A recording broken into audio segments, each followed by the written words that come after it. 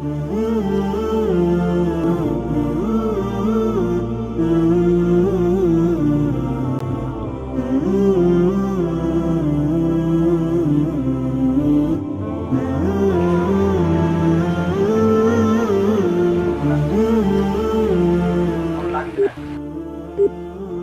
number you are trying to call is currently not reachable. Please try again later.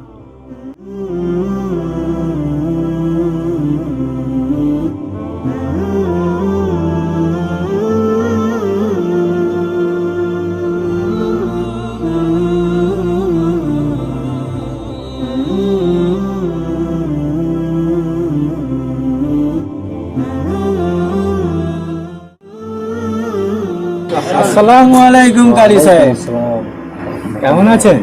আলহামদুলিল্লাহ, আল্লাহর রহমতে ভালো আছি। আপনি এখানে বসে আছেন কেন কারি সাহেব? আমি এখানে বসে আছি একটি লোকের সাথে দেখা করব বলে।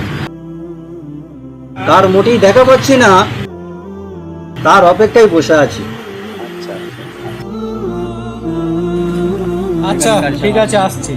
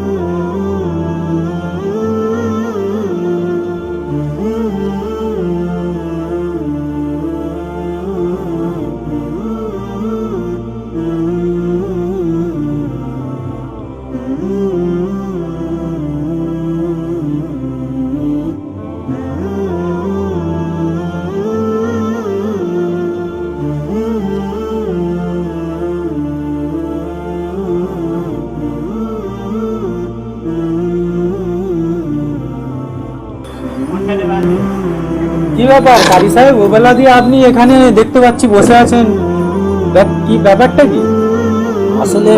আসলে ব্যাপারটা হলো ভাই, আচ্ছা একটি লোকের জন্য আমি এই জায়গায় বসে আছি। আচ্ছা, সেই লোকটা আমাকে 1 লাখ টাকা ধার দিয়েছিল। তার সেই 1 লাখ টাকা আমি তার কাছে ঋণী আছি। তার ওই টাকাটাকে পরিশোধ করব বলে আমি সেই ওবেলা থেকে এবেলা পর্যন্ত এই টাকা নিয়ে আমি তার জন্য অপেক্ষা করছি, বুঝতে পেরেছেন? এই হচ্ছে ব্যাপার। কারি সাহেব, আপনি তো আমাকে হাসালেন। টাকা নেবার জন্য লোক দাঁড়িয়ে থাকে আর আপনি দেবার জন্য দাঁড়িয়ে আছেন। আপনি তো আমাকে অবাক করে দিলেন কারি সাহেব। না ভাই, এই অবাক হবার কথা নয়।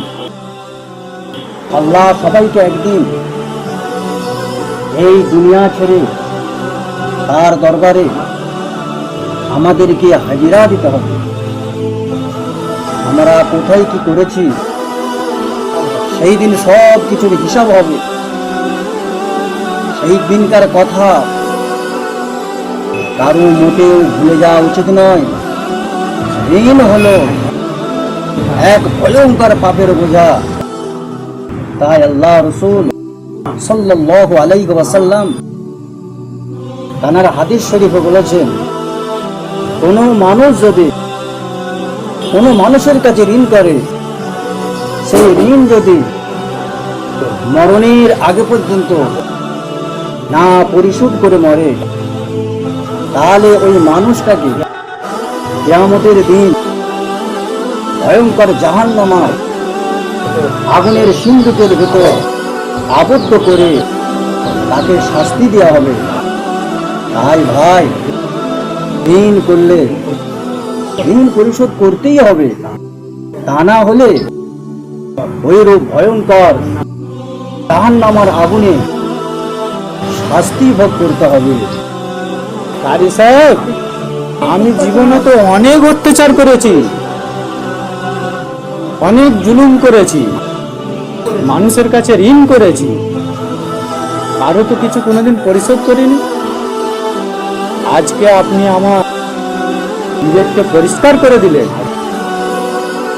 আজ থেকে আমি আর এই রূপ কাজ করব না, যে কাজ করলে আল্লাহ নারাজ হয়ে যায় জাহান্নামের আগুনে পুড়তে হবে, এমন কাজ আর কখনো করব না, আর কখনো করব না।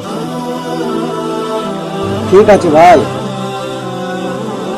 যদি কাউকে দুঃখ কষ্ট ব্যথা দিয়ে থাকেন সমাধান করে নেবেন, এবং কারো কাছে যদি ঋণ করে থাকেন ঋণ পরিশোধ করে নেবেন, আর একই দিনে তওবাতিল্লাহ করবেন। হে আল্লাহ, আমাদের সকলকে সঠিক বোঝ দান করুন।